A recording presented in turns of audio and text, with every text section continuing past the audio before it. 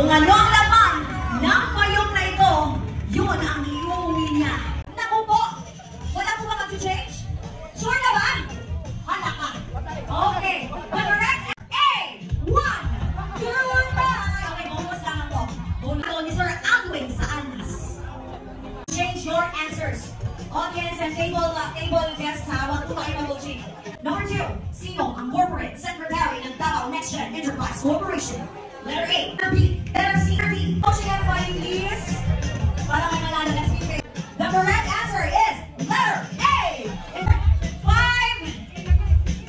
Ang correct answer is letter D. Wala! Bini Gwen, kumusta naman? Ready ka na ba sa Coachella performance mo? Isa nga, pantropika. Handa na kayo. Let's do this. Ilang doors ang occupied ng ALN Group at ng mga business units? A, B, C, D. Okay, bawal na pong lumipat. Philippine crocodile ang hingin ninyo. So, isabay lang sa kasikat si Sir. Okay, mga tingin mo, tama nga Sir. Ano sa tingin mo ang answer? Anong letter B? Philippine Eagle.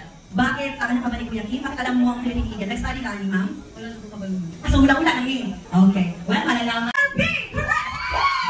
Thank you so much.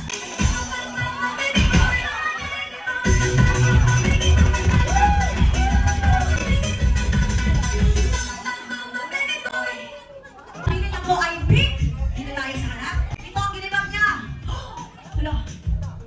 Oh my God! 1,000 pesos! Ding.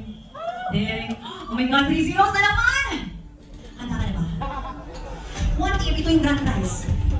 Okay lang. Sa tingin nyo guys! Ano sa tingin nyo? Ang naman! Magkano? Bilang nyo ito 500, 2,000? Okay. Tingnan nga natin. Sure na ka girl? Okay. 5,000 pesos! Si Bayong. 1,000. Dili na, Bayong daw.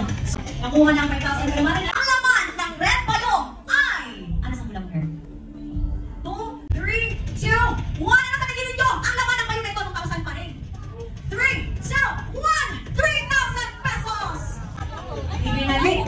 So, 1,000 pesos. Kung ang sabay